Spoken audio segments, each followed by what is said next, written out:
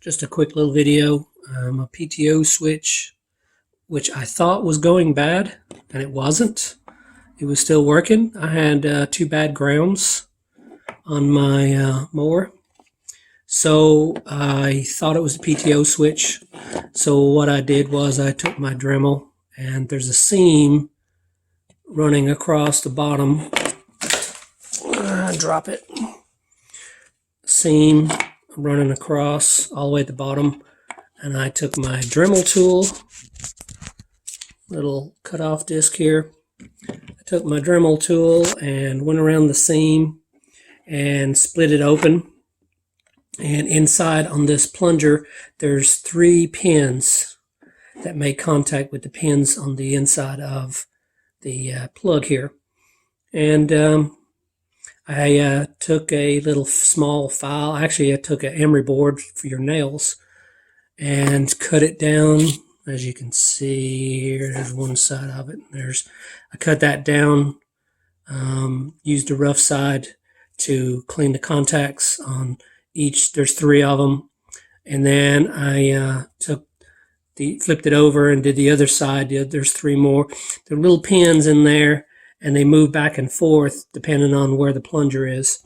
So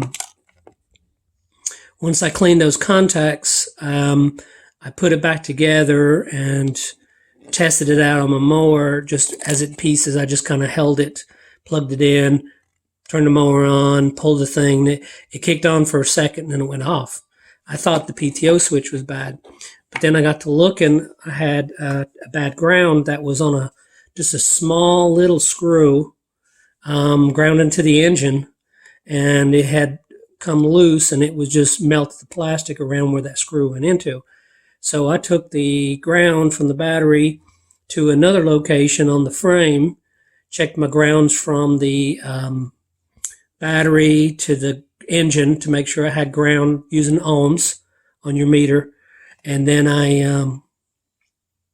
there was 2. One was the battery ground, and one was like a 3-wire small ring terminal ground. And I found a location for that wire near the other side of the frame.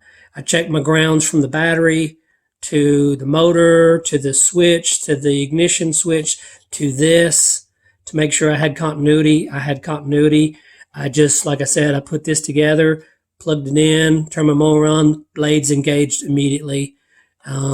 So what I had to do, and I've already got silicone on here. I was going to just stick it back in there, but it just kind of hangs, the plug just kind of hangs on this.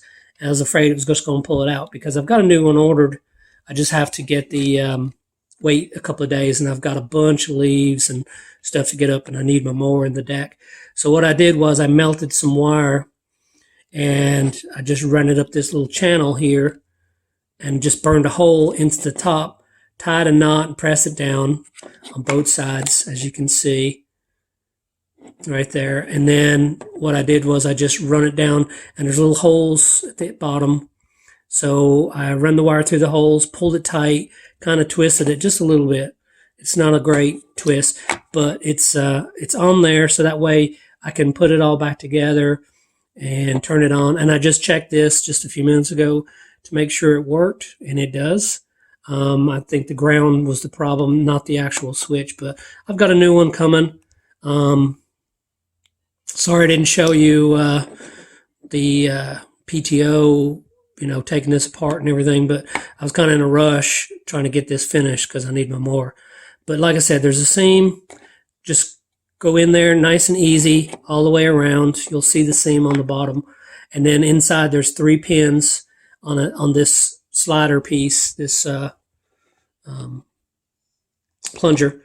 And just take you an emery board, cut the end of it like that so you can because there's little channels. So I just went in there, sanded on both sides, and then I turned this over and did the same thing. I sanded on those pins, get them nice and clean. And then on the inside, there's contacts kind of like this, and I just took my emery board to those contacts and went flat across all of them on the inside, on both sides, to sand them down. on all these pins on the outside and the pins on the inside. And you'll see where they go into once you take this apart. You'll see where the pins are. So, like I said, it's not pretty. I'm going to seal this up. And like I said, I've already tested this just a few minutes ago. It works fine now. But I think the ground was the problem, not this actual switch. So, but I mean, if you need to repair your PTO switch, it's fairly straightforward. Pins clean, contacts clean, clean these pins, seal it up. I use wire, hot wire, melted it. There you go. That might save somebody something. So thanks.